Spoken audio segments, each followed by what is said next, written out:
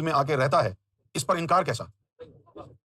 اب جاوید احمد غامدی صاحب جیسے جو اسکالر ہیں، ان کو علم روحانیت سے، تصوف سے کوئی واقفیت نہیں، بجوز اس کے کہ چند کتابیں جو انہوں نے پڑھی ہیں، تو وہ کتابیں ایسی ہیں جیسے کہ بس نہ تیری ضرب ہے کاری نہ میری ضرب ہے کاری، نہ لکھنے والے کے کچھ پلے پڑھا کیا لکھا تھا انہوں نے، نہ ہم پڑھ کے اس سے کوئی فائدہ حاصل کر سکتے ہیں، کیونکہ عجیب و غریب باتیں لکھی ہوتی ہیں صوفیوں کی کتاب میں۔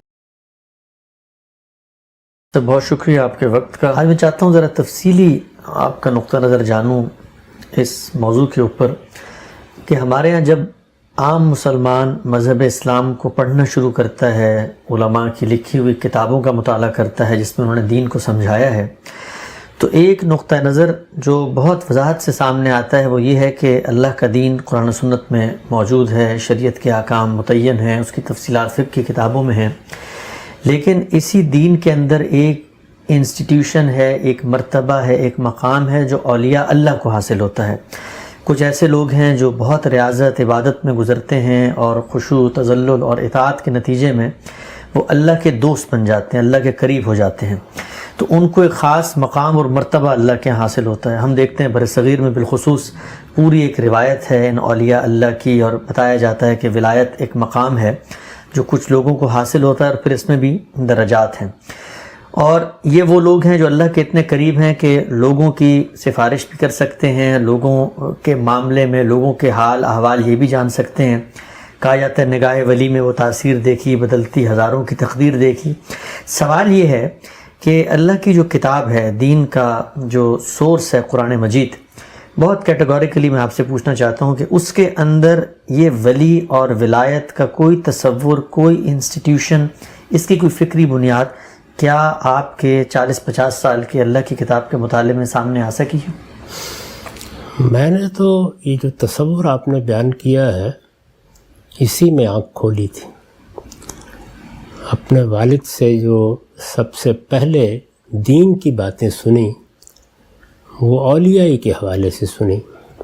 اس سے پہلے بھی میں یہ عرض کر چکا ہوں کہ میرے والد کو بھی اس کا بہت شوق تھا، اور میرا بھی چونکہ ادبی رجحان تھا، تو صوفیہ کی شاعری سب سے پہلے میرے لیے ایک لحاظ سے آپ یہ کہہ سکتے ہیں کہ تفریح طبع کا ذریعہ بھی بنی، فہم و فکر کا ذریعہ بھی بنی، ذہنی تشکیل کا ذریعہ بھی بنی، اور میرے لیے اولین علم اور ہدایت بھی وہی تھی۔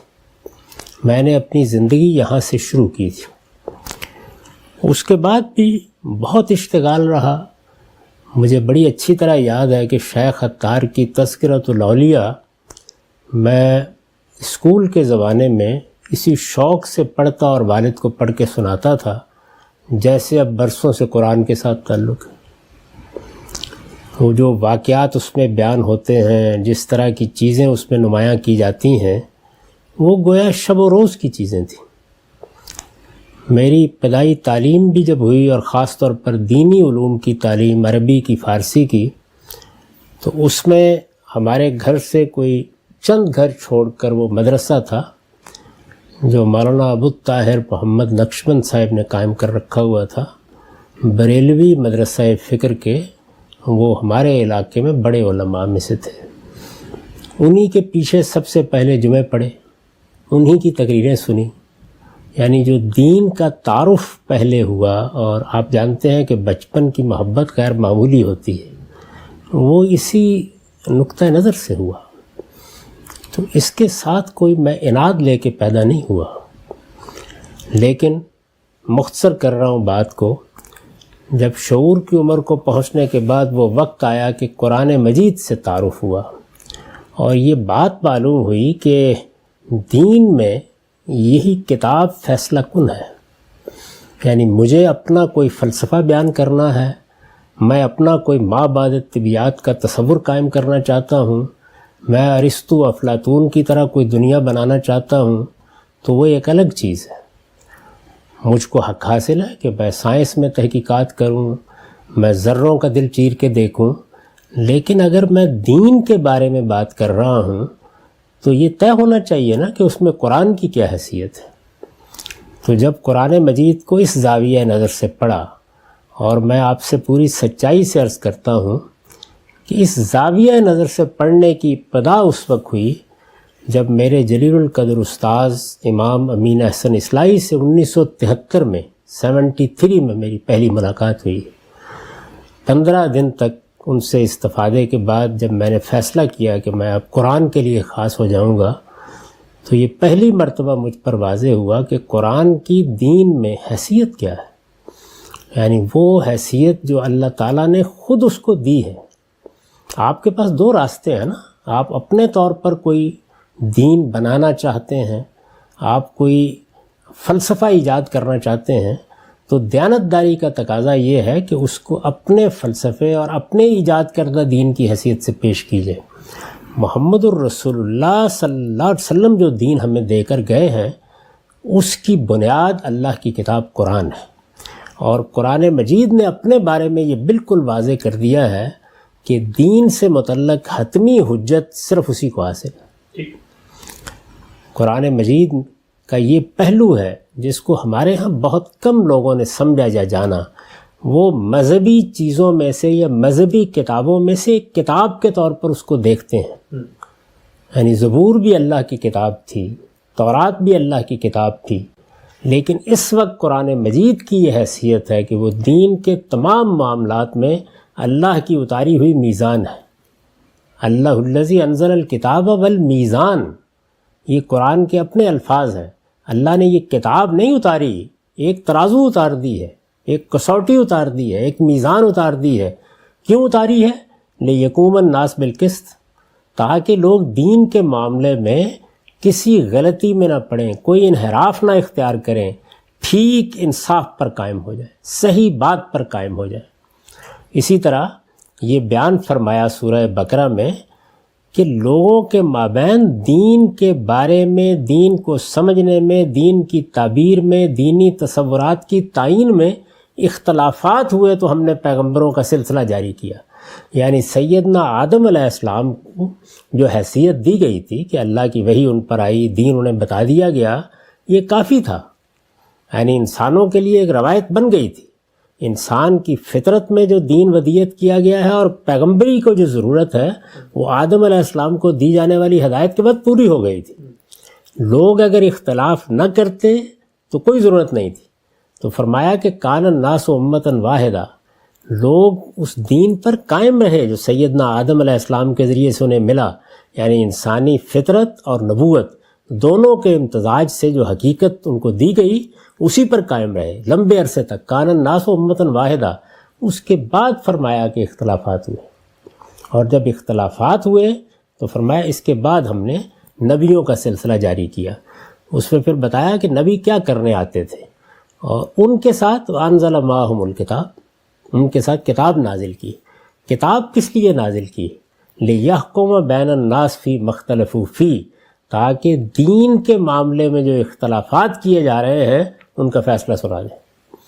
تو یہ حقیقت جب مجھ پر واضح ہو گئی تو پھر بہت بے رحمانہ طریقے سے میں نے ساری مذہبی روایت کو، خواہ وہ یہود کی ہو، خواہ وہ مسیحیوں کی ہو، خواہ وہ کوئی قدیم علم کلام ہو، وہ جدید علم کلام ہو، وہ ہمارے ہاں کی روایتیں ہوں، ہمارے مذہبی افکار ہوں، ہماری فقہ ہو، یہ سب چیزیں پھر ظاہر ہے کہ میرے لیے ناگزیر ہو گیا کہ میں اس کو قرآن مجید پر رکھ کر دیکھوں۔ معاف کیجیے۔ جی چنانچہ اب سب سن 73 سے لے کے حساب کر لیجئے کتنا عرصہ اس میں صرف ہوا ہے۔ یہ سارا عرصہ میں نے اسی میں گزارا ہے۔ اب میں اس پس منظر کو واضح کرنے کے بعد آپ کے سوال کا جواب دیتا ہوں کہ میں نے پورے قرآن مجید کو بار بار پڑھا ہے، بار بار دیکھا ہے۔ آپ جانتے ہیں کہ اس کی تفسیر کی ہے پورے قرآن کی، جو اب 5 مجلدات میں شائع ہو چکی ہے البیان کے نام سے۔ پورا قرآن ولایت کے اس تصور سے بالکل خالی ہے۔ اچھا، یعنی کسی جگہ اس کا کوئی شائبہ بھی آپ کو نظر نہیں آتا۔ قرآن میں ولی کا لفظ اس معنی میں استعمال ہی نہیں ہوا جس معنی میں اس کو عام طور پر سمجھا جاتا ہے۔ یہ ایمان والوں کی ایک عام صفت کے طور پر استعمال ہوا ہے، اور اللہ تعالیٰ کے لیے بھی استعمال ہوا ہے۔ یعنی اللہ تعالیٰ کے لیے استعمال ہوتا ہے، یہ کارساز کے معنی میں، اللہ بندوں کا کارساز ہے، اور بندوں کے لیے استعمال ہوتا ہے اللہ کے دوستوں کے طور پر، اور یہ سب کے لیے ایک عام لفظ ہے، یعنی اس میں کسی مرتبے کسی منصب کا کوئی تصور ہی نہیں ہے۔ قرآن مراتب اور مناسب کو الگ سے بیان کرتا ہے، یہ اس کی اصطلاح ہی نہیں ہے سرے سے، یہ بہت بعد کی ایجاد ہے، اور اس کے نتیجے میں ایک پیرلل متوازی نظام کھڑا ہوا ہے ہمارے دین میں، یعنی ایسے لوگوں کے ذریعے سے یہ نظام کھڑا ہوا ہے جنہوں نے باقاعدہ اس کو ایک منصب بنایا۔ یہ منصب کیسے حاصل ہوتا ہے، اس کی اپنی ایک شریعت تصنیف کی جس کو طریقت کہا جاتا ہے، اس کے تحت باقاعدہ جس طرح ہمارے ہاں اولوالعزم انبیاء ہیں، رسول ہیں، نبی ہیں، اسی طرح ایک پوری ہیرارکی قائم کی جس میں اوتاد ہیں، نجباں ہیں، غوث ہیں، کتب ہیں، قطب الاقطاب ہیں، یہ ایک پوری دنیا ہے۔ قرآن مجید اس بنیادی تصور یعنی ولایت سے خالی ہے، یہ اجنبی باتیں ہیں اس کے لیے، کسی جگہ اس کا کوئی ذکر نہیں ہے، یہ کوئی منصب ہی نہیں ہے سرے سے کہ جو قرآن نے بیان کیا ہو۔ میں نے اپنی کتاب میزان میں اخلاقیات کے ذیل میں ایک باب باندھا ہے کہ اخلاقیات کا ایک تو ہے نا عمومی احساس جس میں دنیا کے سارے لوگ شریک ہیں، اللہ تعالیٰ ہم سے کیا چاہتا ہے۔ ظاہر ہے کہ دین ہمارے اخلاقی وجود کی تطہیر کو اس کے منتہا تک پہنچاتا ہے۔ دین میں آدرش یا نصب العین یہی ہے۔ رسول اللہ صلی اللہ علیہ وسلم نے فرمایا ہے کہ بعثت لأتمم مکارم الاخلاق، وہ اسی حقیقت کا بیان ہے۔ تو یہ جو دین ہے یہ آخری درجے میں ہمارے اندر کیا صفات پیدا کرنا چاہتا ہے، وہ میں نے سورہ احزاب کے حوالے سے ایک آیت نقل کی ہے، پھر اس کو بیان کیا ہے کئی صفات میں۔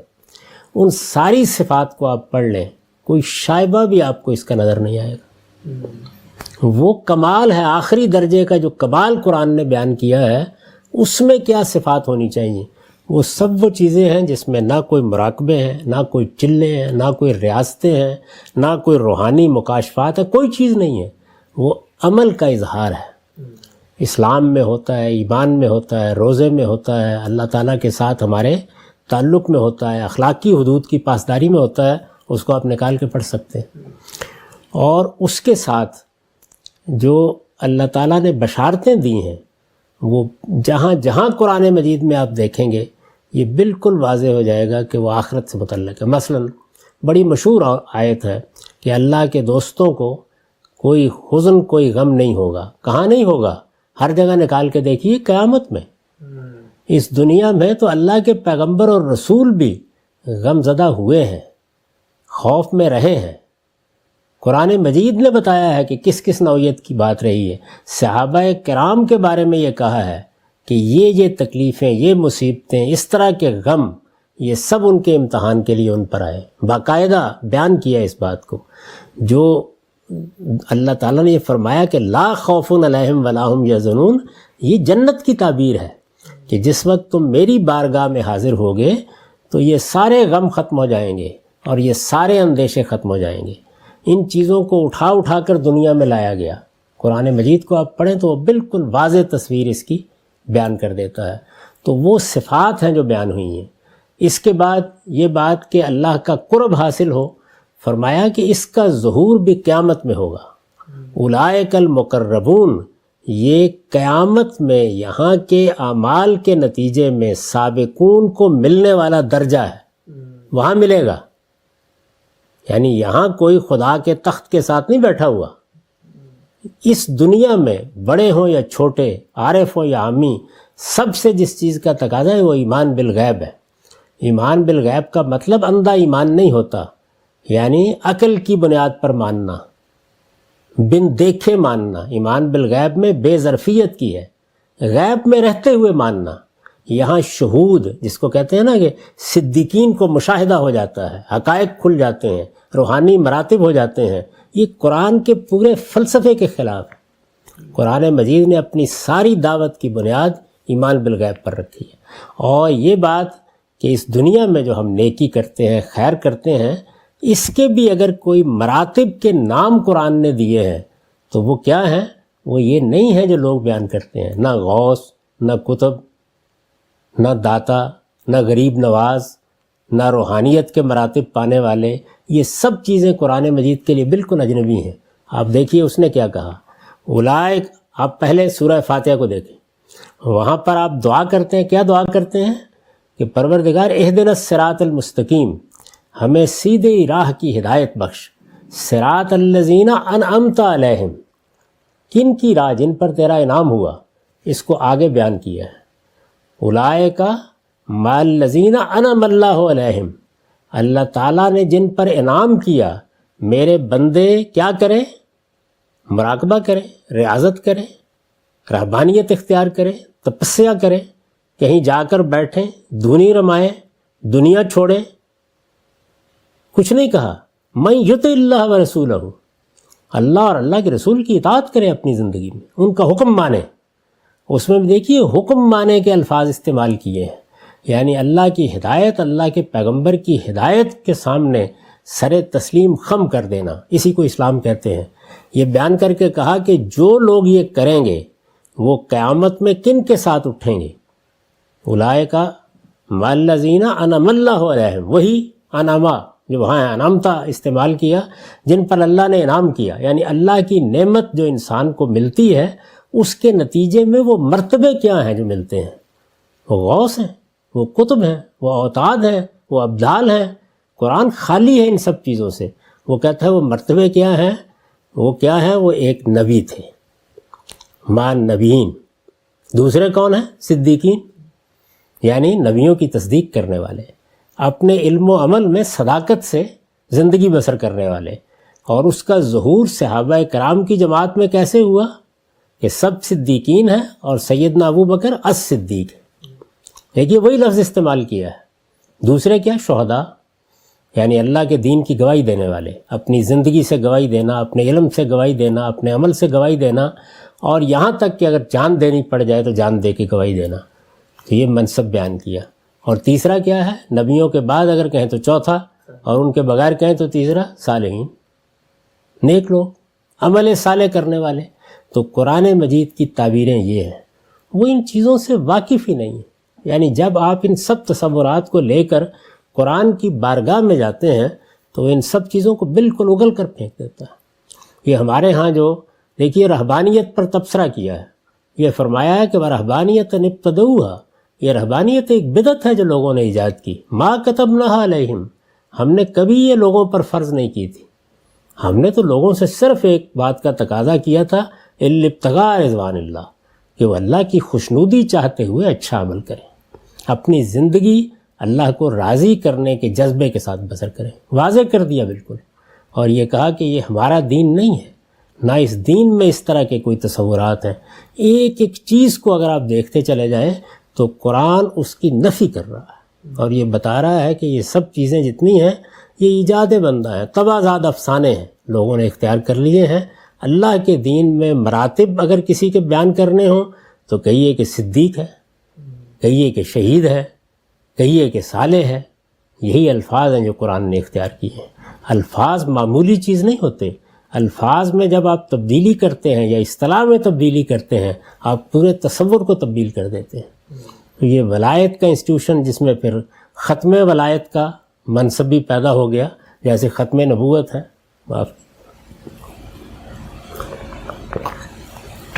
یہ سب طبعزاد افسانہ ہے۔ اللہ کے دین میں نہ یہ کوئی مرتبہ ہے، نہ اس کا کوئی کہیں ذکر ہے، کوئی چیز بھی نہیں۔ اس میں جو ایک دو روایتیں بیان کی جاتی ہیں ان کے اوپر محدثین کی جریں پڑھ لیں۔ بخاری کی وہ جو روایت ہے مشہور، یتقرب علیہ بالنوافل، اس کے اوپر امام ذہبی کی تنقید پڑھ لیں۔ تو یہ سب چیزیں در حقیقت قرآن مجید کے لیے بالکل اجنبی چیزیں ہیں۔ وہ پوری بات بیان کرتا ہے، یعنی یوں نہیں ہے کہ پوری بات بیان نہیں کرتا۔ اس میں جو بہت بڑا ظلم ہوا ہے وہ یہ ہے کہ مقاصد کے الفاظ قرآن سے لے لیے گئے ہیں۔ یعنی وہ کہتا ہے احسان اختیار کرو، احسان قرآن میں کوئی مرتبہ ہی نہیں ہے، وہ تو اسلام کے لیے لازمی شرط ہے۔ یعنی خدا کو حاضر ناظر مان کر اللہ کے دین پر عمل کرنا، اس کے بغیر عمل ہو کیسے سکتا ہے؟ یہ کوئی اوپر کا مرتبہ نہیں ہے۔ روایت میں جو الفاظ تھے ان کا ترجمہ غلط کیا گیا، وہ الفاظ یہی بات بیان کر رہے تھے۔ جب پوچھا گیا کہ احسان کیا ہے تو آپ نے فرمایا کہ تم ایسے اللہ کی بندگی کرو کہ گویا تم اس کو دیکھ رہے ہو. اگر تم اس کو نہیں دیکھتے تو کیا فرق ہوا، وہ تو تمہیں دیکھ رہا ہے. یعنی یہ احساس پیدا کرو اپنے اندر. اور یہ احساس کیا ہے، اسے 2 لفظوں میں ادا کیجیے تو خدا کو حاضر ناظر سمجھ کے. یعنی نماز پڑھتے ہو تو یہ خیال کر کے پڑھو کہ تمہارا خدا دیکھ رہا ہے، چھدا اتارنے کے لیے نہیں. کسی سے نیکی کرو، کوئی بھلائی کا کام کرو، دنیا میں کوئی خیر پھیلاؤ تو اللہ کو حاضر ناظر سمجھ کے یہ سب کام کرو. یہ سادہ بات تھی، لیکن اس کو ایک مرتبہ بنا دیا گیا اور ایک نئی چیز داخل کر دی. تزکیہ نفس، یہ لفظ قرآن سے لیا گیا اور کہا کہ اس کا طریقہ ہم بتائیں گے، اس کے لیے ہم ایجاد کریں گے یہ ساری چیزیں. حال ہے کہ خدا کے پیغمبر کو جب یہ کتاب دی گئی قرآن مجید تو اس میں کہا کیا گیا کہ تزکیہ اس دین کا مقصد ہے اور اس کے لیے یہ 2 کام کرنے ہیں، وہ بتائے ہیں اللہ تعالیٰ نے. یعنی جو قرآن مجید کی آیت 3 جگہ آئی ہے وہ اس میں یہ پوری بات بتائی گئی ہے. تو یہ بالکل ایسا ہی ہے کہ جیسے کوئی آدمی یہ کہے کہ دیکھیے یہ قرآن مجید نے کہا ہے نا کہ آپ کو نماز پڑھنی ہے. کس لیے پڑھنی ہے؟ اللہ کی یاد کے لیے پڑھنی ہے. تو ہم آپ کو بتاتے ہیں کہ اللہ کی یاد کا اس سے اور اچھا طریقہ موجود ہے، زیادہ بہتر ہو جائے گی. قرآن کو اصرار ہے کہ وہ مقصد بھی طے کرے گا، طریقہ بھی بتائے گا. یہ پورا دین ہے. تو اس وجہ سے یہ جو آپ نے سوال کیا ہے بہت معذرت کے ساتھ، یہ بالکل بے بنیاد انسٹیٹیوشن ہے، یہ بالکل ایک متوازی انسٹیٹیوشن ہے. یہ دین کے مقابلے میں کھڑا ہوا ہے. اس میں براہ راست رابطے کے طریقے اختیار کیے گئے ہیں. اس میں جو چیزیں بھی بیان کی گئی ہیں جس کو آپ طریقت کہتے ہیں وہ کچھ نہیں مگر شریعت کے مقابل میں ایک پورا دین ہے. اچھا غام صاحب، ہم جس وقت دین کی بات کرتے ہیں اور بالعموم جب آپ مذہبی اپنی فکر کو پیش کرتے ہیں تو لوگ ایک بڑی شدت سے اصرار کرتے ہیں کہ ایک غامدی صاحب کا تصور ہے دین کا، اور ہم تو در حقیقت صحابہ کے فہم، صحابہ کے تصور پہ کھڑے ہوئے ہیں. میں دوبارہ بالکل کیٹیگوریکلی، اس طرح میں نے قرآن کے بارے میں پوچھا، قرآن رسول اللہ صلی اللہ علیہ وسلم لائے تو پہلے مخاطبین آپ کے وہ ساتھی، آپ کے وہ جلیل القدر صحابہ کرام ہیں جن کے بارے میں اللہ نے یہ گواہی دی ہے کہ نہ دین کو پہنچانے کے معاملے میں کوئی خیانت ہے اور اللہ ان سے راضی ہے. وہ جو اولین مخاطبین ہیں ان کا طرز عمل اس پورے تصور کے بارے میں جو ہمارے صوفیہ بتاتے ہیں، یعنی 4 سلسلے ہیں، چشتیہ، سہروردیہ، قادریہ اور نقشبندیہ. آغاز ہوتا ہے مثلا آپ کے ذکر بالسر یا ذکر اعلانیہ سے، اور پھر قلب جاری ہوتا ہے، اور اس کے بعد فنا فی الشیخ، فنا فی الرسول، فنا فی اللہ کے مراحل. یہ جو پورا نظام فکر ہے صحابہ کرام میں. پھر میں کیٹیگوریکلی سوال پوچھتا ہوں آپ سے، کوئی ایسی شخصیت، کوئی ایسا بزرگ جنہوں نے اللہ کے رسول کے رخصت ہو جانے کے بعد ان میں سے کسی ذریعے کو اپنایا ہو اور تقرب اللہ کے لیے یہ جو پیرلل چیز ہے اس کی کوئی تصدیق یا تصویب یا تائید کی ہو؟ میں نے جس طرح آپ سے عرض کیا نا کہ جب میں نے ایک طالب علم کی طور پر قرآن کو پڑھا اور قرآن مجید کے لفظ لفظ کو کھنگال کر دیکھنے کی کوشش کی تو معلوم ہوا کہ یہ سب کچھ اس کے لیے اجنبی ہے. یہ رسول اللہ کی زندگی اور صحابہ کے لیے بھی بالکل اجنبی چیزیں. ان کے ہاں ان میں سے کوئی اصطلاح کبھی آپ نے دیکھا کہ استعمال ہوئی؟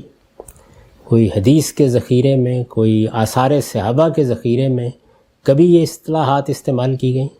کبھی اس طرح کے واقعات ان کو پیش آئے؟ کبھی اس طرح کی کرامتوں کا صدور ان سے ہوا؟ کوئی چیز آپ کو نہیں ملے گی.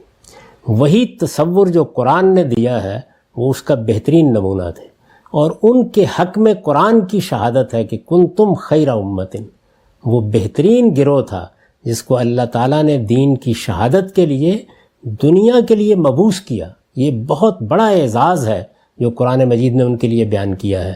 لیکن وہاں کیا ہے؟ یعنی اللہ کی کتاب اور پیغمبر، بس جو دین ان سے ملا اس کا وہ نمونہ ہے. اور اس میں کیا ہے؟ وہی چیزیں ہیں جو میں بارہا بیان کرتا ہوں، یعنی عبادات ہیں، اور ان میں بھی ہر سطح کے اوپر اس کا التزام ہے. یعنی ایک بدو کی سطح پر بھی ہے، عمر و ابوبکر کی سطح پر بھی ہے، لیکن وہ چیز ایک ہی ہے. یعنی اس میں کوئی فرق واقع نہیں ہوتا. جو بھی زندگی ہے ان کی وہ اسی کا بہترین نمونہ ہے. اسی لیے حضور نے یہ فرمایا بھی کہ اگر تم یہ کبھی فیصلہ کرنا چاہو تو یہ دیکھا کرو کہ ما انا علیہ واصحابی، میں اور میرے صحابہ کا طریقہ کیا ہے. تو اس میں کہیں یہ چیز نہیں ملتی. رسول اللہ صلی اللہ علیہ وسلم کے بعد جب خلفائے راشدین نے نظم سنبھالا ہے، بڑے بڑے مسئلے پیش آئے ہیں ان کو، جن میں انہوں نے بحثیں کی ہیں. آج ان کی بعض آراء پر نقد کیا جاتا ہے، لیکن وہ بالکل انسانی طریقے پر ہوا ہے. یعنی نہ یہ کوئی روحانیت کے محافل، نہ مجالس، نہ اس طرح کی زندگی. ان میں سے کوئی تجارت کر رہا ہے، کوئی بازار میں بیٹھا ہوا ہے، کوئی ریاست کی ذمہ داریاں انجام دے رہا ہے، کوئی عمال کی حیثیت سے اپنی خدمت انجام دے رہا ہے. یعنی وہ دنیا ہی بالکل اور ہے، اس سے بالکل مختلف ہے. یہ تعبیریں، یہ اصطلاحات کہیں بھی نہیں ہیں. بعض ضعیف قسم کی روایتوں سے لوگ استدلال کرتے ہیں، لیکن یہ واقعہ ہے کہ اس موقع کے اوپر ہر آدمی کو سوچنا چاہیے کہ کیا یہی طریقہ ہے دین کو سمجھنے کا. قرآن مجید کو سامنے رکھ کر، اس کے پورے فریم کو سامنے رکھ کر پیغمبر کی زندگی کو بھی دیکھنا چاہیے اور صحابہ کرام کی زندگی کو بھی دیکھنا چاہیے. اس طرح کی کوئی چیز کسی مرحلے پر آپ کو نہیں ملتی. اور یہ جو عام طور پر قصے جیسے ساریہ کر ہے یا ساریت الجبل، اسی طرح نیل کے نام خط، آپ تحقیق کر کے دیکھ لیجئے، کوئی حیثیت نہیں ہے ان قصوں کی. یعنی یہ بالکل جھوٹی روایتیں ہیں جو بعد میں ضعیف جھوٹی روایتیں جو منسوب کر دی گئیں، اور وہ بھی کوئی ایک آدھ بڑی مشکل سے جا کے اس طرح کا واقعہ تلاش کرتے ہیں. یہاں پوری زندگی کا نقشہ ہی دوسرا ہے. چنانچہ پھر یہ جو بزرگ حضرات ہیں خود ان کو یہ مشکل پیش آتی ہے. چنانچہ ایک بڑی ہستی ہیں، میں ان کا نام نہیں لینا چاہتا، ان کی عبارت میں نے نقل بھی کر دی ہوئی ہے. انہوں نے جب یہ سوال اٹھایا کہ آخر کیا وجہ ہے، یہ ایک طرف ہمارے مشائخ ہیں اور ہمارے اولیاء ہیں کہ جن سے تو کسی گناہ کا صدور نہیں ہوتا، صحابہ کرام سے ادھر غلطی بھی ہو جاتی ہے، گناہ بھی ہو جاتے ہیں. تو اس کی پھر انہوں نے دلیل دی کہ اصل میں تو چونکہ دین کو پائے تکمیل تک پہنچنا تھا، تو اس لیے صحابہ نے گناہ کر کے تکوینی طور پر دین کی تکمیل کا ذریعہ بننے کے لیے اپنے آپ کو پیش کر دیا. اور وہاں مصرع نقل کیا ہے کہ تو مشق ناز کر خون دو عالم میری گردن پر، تو مشق ناز کر خون دو عالم میری گردن پر. تو یہ افسانہ ترازی ہے، ان کی کوئی حقیقت نہیں ہے. ایسی چیزوں کے معاملے میں ہمیشہ یعنی آپ کے پاس دو راستے ہیں، یا آپ اللہ کی کتاب کو دین کا ماخذ بنائیں گے، اس کی بنیاد پر دین کی بات اس کی بنیاد پر کریں. اللہ کی کتاب کو مرکز اور محور بنا کر پوری کتاب میں دیکھ لیں. کسی جگہ یہ وہاں سے ایک ولی کا لفظ پڑھ لیا، یہ دیکھا ہی نہیں کس معنی میں استعمال ہوا ہے، کس سیاق میں استعمال ہوا ہے. وہ چونکہ لفظ استعمال ہو گیا ہے. یہ بالکل ایسی ہی بات ہے جب میں نے لوگوں کو توجہ دلائی 2015 میں کہ یہ خلافت کوئی دینی اصطلاح نہیں ہے، یہ تو عربی زبان کا ایک لفظ ہے اور قرآن میں ان 3 معنی میں استعمال ہوا ہے. اسی طرح کا معاملہ اس لفظ کا ہے جس کو آپ ولی کہتے ہیں. کوئی اصطلاح نہیں، کوئی تعبیر نہیں. قرآن مجید نے جس وقت یہ بیان کرنا چاہا ہے کہ مراتب کیا انسان حاصل کرتا ہے، تو میں نے آپ کو بتایا کہ کیا بیان کیے ہیں. یعنی اللہ کے پیغمبر ہیں جن کو اللہ نے بڑا درجہ دیا، اس کے بعد صدیقین ہیں، شہداء ہیں، صالحین ہیں، بس. اور یہ سب آپ دیکھیے، صدیقین آپ کے عمل کی تعبیر ہے، نہ کسی روحانی مرتبے کی. شہادت آپ کے عمل کی تعبیر ہے. تو وہاں سارا کا سارا جو زور ہے وہ اس چیز پر ہے. اور یہاں صورتحال کیا ہے؟ یہاں یہ ہے کہ افلاک کی سیریں ہیں، روحانی عالم کو فتح کرنا ہے، اور اس میں ساری وہ بطلموسی حیات ہے، اسی کے افلاک ہیں جن میں گردش ہوتی ہے. یہ معلوم ہی نہیں ہوتا کہ دنیا کہاں سے کہاں پہنچ گئی. تو یہ سب چیزیں جتنی ہیں یہ حقیقت ہے کہ نہ اللہ کی کتاب انہیں قبول کرتی ہے، نہ پیغمبر کے ارشادات انہیں قبول کرتے ہیں، اور نہ صحابہ کرام کی زندگی انہیں قبول کرتی ہے. ٹھیک. اچھا، 3 پہلوؤں پر میں مزید چاہتا ہوں ہم بات کریں، اور بالکل فوکس کیٹیگوریکلی ان کے اوپر. قرآن مجید کی روشنی میں کہا جاتا ہے کہ جب یہ ہمارے جل قدر صوفیاں ہیں انہوں نے مذہب پر غور کیا، تو غور کرنے کے نتیجے میں 3 پہلو، ایک توحید، ایک نبوت، اور تیسرا دین کے اندر جو نظام فکر ہے جس کے ذریعے سے آپ اللہ کے قریب ہوں گے، ان میں جدوجہد کی کچھ مشقیں اور ریاضتیں. تینوں کو میں الگ الگ لینا چاہتا ہوں. پہلی چیز یہ کہ توحید کے بارے میں کہا جاتا ہے کہ جی توحید کے 4 مراتب ہیں: عام آدمی کی توحید، منافق کی توحید، متکلمین کی توحید، اور اخص الخواص کی توحید. تو اور اس کی پھر ایک توجیہ پیش کی جاتی ہے کہ بھائی یہ سب ضروریات آپ عملی زندگی میں جائیں تو پیدا ہوگی. جب بحث پیدا ہوگی تو متکلم توحید بتائے گا، منافقین ہوں گے تو ان کی ایک توحید ہوگی، عام مسلمان کی توحید ہے، لیکن خالص توحید کی یہ کیٹیگرائزیشن کرنی پڑے گی. سوال میرا آپ سے یہ ہے کہ توحید کی یہ کیٹیگرائزیشن کیا اللہ کی کتاب قرآن مجید میں کسی مقام کسی جگہ پر ہوئی ہے، اور عقلی طور پر کیا یہ قرآن کی روشنی میں کیٹیگرائز کی جا سکتی ہے؟ یہ توحید اللہ کی صفات کمال میں سے ایک صفت ہے۔ آپ میری کتاب میزان میں دیکھیے، وہاں میں نے یہ بتایا ہے کہ جب ہم اللہ پر ایمان لاتے ہیں تو اس ایمان میں ہمیں یہ جاننا چاہیے کہ ہم کس ہستی پر ایمان لا رہے ہیں۔ اس ہستی کی کیا ذات کا کوئی تعارف قرآن کراتا ہے؟ نہیں کراتا، بلکہ تنبیہ کرتا ہے کہ اس کی ذات تمہاری گرفت میں نہیں آ سکتی، اس کی ذات کے لیے کوئی تمثیل بھی موجود نہیں ہے کہ تم اس کا جنت کی چیزوں کی طرح تصور کر سکو، لیس کمثلہ شیء۔ اس کے بعد یہ بتاتا ہے کہ اس کی صفات جمال کیا ہیں، اس کی صفات جلال کیا ہیں، اس کی صفات کمال کیا ہیں۔ ان صفات کمال میں سے ایک صفت ہے اس کا واحد اور احد ہونا، یکتا ہونا، یگانہ ہونا۔ اس کو تعبیر کرتا ہے قرآن مجید لا الہ الا اللہ کے الفاظ میں۔ تو یہ الوہیت کی توحید ہے۔ بس پورے قرآن مجید میں دیکھ لیجئے، کوئی اور چیز ہے ہی نہیں۔ یہ بحث کہ منافق کا ایمان کیا ہوتا ہے، یہ ایمان کی بحث ہے، اس کا توحید سے کیا تعلق ہے؟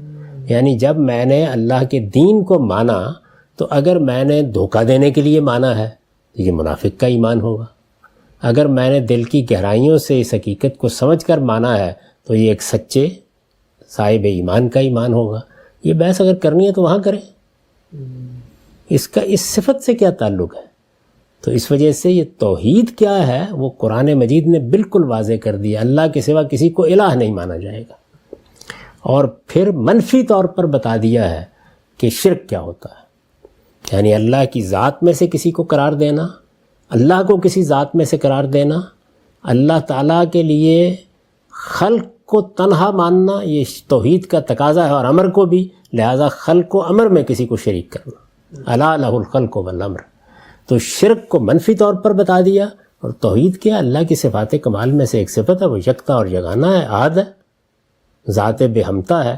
تو یہ ہے اصل میں بس قرآن مجید کی توحید، سادہ، واضح۔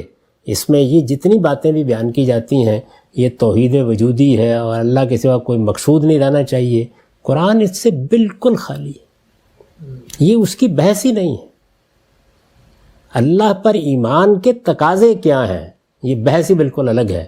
تو میں نے ان تقاضوں کو دین حق کے ذیل میں بیان کیا ہے۔ یہ اگر بیان کرنے تھے تو وہاں بیان ہونے چاہیے، تقاضے کیا ہیں، اور وہ تقاضے بھی اللہ کی کتاب بتائے گی کیا ہیں۔ پوری کتاب میں شروع سے لے کے آخر تک کہیں پڑھ جائیے، کہیں یہ تقاضا کیا گیا ہے کہ تم اگر یہ مانو گے کہ اللہ کے سوا کوئی موجود ہی نہیں ہے تو یہ توحید کا کمال ہوگا۔ کہاں کہا گیا ہے؟ کس آیت میں کہا گیا ہے؟ کہاں یہ بات بیان ہوئی ہے؟ قرآن مجید ان تصورات سے بھی بالکل خالی ہے۔ یہ معلوم نہیں کیسے پیدا ہوئے، معلوم ہے کیسے پیدا ہوئے، یعنی میں اس کی تاریخ بتا سکتا ہوں آپ کو کیسے پیدا ہوئے۔ یعنی ظاہر ہے ایک فلسفے کی ٹریڈیشن ہے جو قائم ہوئی، یونان سے قائم ہوئی، اسکندریہ سے ہوتی ہے آئی، افلاطونس میں ہاں پرورش پائی، اس کے بعد وہ ہمارے ہاں داخل ہوئی، مسیحی متکلمین نے اس کا پس منظر تخلیق کیا، پھر بڑے بڑے لوگ ہمارے ہاں بھی پیدا ہوئے، انہوں نے اس کو سمجھا اور اس میں انہوں نے بھی کمال کی، بعض چیزیں بیان کی۔ وہ ان کی وہ ما بعد طبیعت ہے جو ان کے تخیل کی کرشمہ سازی ہے۔ اگر اس کو تخیل کی کرشمہ سازی کے طور پر بیان کریں تو میں بھی داد دوں گا، لیکن وہ ہے کیا؟ وہ شاعری ہے، حقائق وہ ہیں جو اللہ کی کتاب نے بیان کیے ہیں۔ تو ایک بڑا شاعر مثال کے طور پر جب ایک تخیل کا محل استوار کرتا ہے، وہ اقبال نے کہا ہے نا کہ محل ایسا کیا تعمیر عرفی کے تخیل نے، تصدق جس پہ حیرت خانہ سینہ و فارابی۔ یعنی سینہ و فارابی بھی، یہ فلسفی ہیں، سینہ و فارابی بھی جب اپنے تخیل سے ایک ماورا دنیا بناتے ہیں تو وہ بھی بڑے کمال کی ہوتی ہے، لیکن اس کا ماخذ کیا ہے؟ اس کا ماخذ تخیل ہے۔ ایک اعلیٰ تخیل رکھنے والا شاعر ایک چیز تعمیر کر دیتا ہے، آپ اس کے طلسم میں کھو کر رہ جاتے ہیں۔ ایک فکشن رائٹر یہ کام کرتا ہے، آپ ایک ناول پڑھ رہے ہوتے ہیں، وہ ایسے لگتا ہے کہ جیسے اس نے حقیقی دنیا آپ کے گرد تخلیق کر دی ہے۔ تو فلسفے کی سطح پر بھی یہ کام ہوتا ہے، فکر کی سطح پر بھی یہ ہوتا ہے، یہ وہ کام ہے۔ اور یہ اپنے آپ کو ایک زمانے میں بیان کر چکے، اس کے بعد کھو کر کہیں دنیا میں ختم ہو گئے۔ قرآن نے جو علم کا تصور پیدا کیا ہے وہ بھی ان کے تصور علم سے بالکل مختلف ہے۔ اچھا، دوسرا پہلو جو ہم سب وہ ہے نبوت کا۔ کہا جاتا ہے کہ جی نبوت جو ہم صوفیہ کی کتابیں پڑھتے ہیں کہ وہ ایک مقام ہے، پیغمبروں کو ملتا ہے، وہ اختصاص کے ساتھ شریعت دے کے ملتا ہے، لیکن ایک دوسرا سلسلہ ہے جس کا آغاز فیضان وجود سے ہوتا ہے، انسان کے ہونے سے ہی۔ جس طرح شہد کی مکھی کو اللہ الہام کرتا ہے، اسی طرح یہ مقام جس طرح انبیاء کو ملتا ہے، یہی مقام جو ہے وہ عام آدمی کو بھی ملتا ہے، اور پھر اس میں ترقی پاتے پاتے اقتصادی طور پہ ایکوائرڈ طریقے سے ایک آدمی اس مقربین کی جگہ پہ پہنچ جاتا ہے۔ تو یہ جو تصور نبوت ہے اور اس کی جو توجیہ پیش کی جاتی ہے، اس کو قرآن مجید کسی مقام پہ قبول کرتا ہے؟ قرآن مجید نہ حدیث نہ صحابہ کرام۔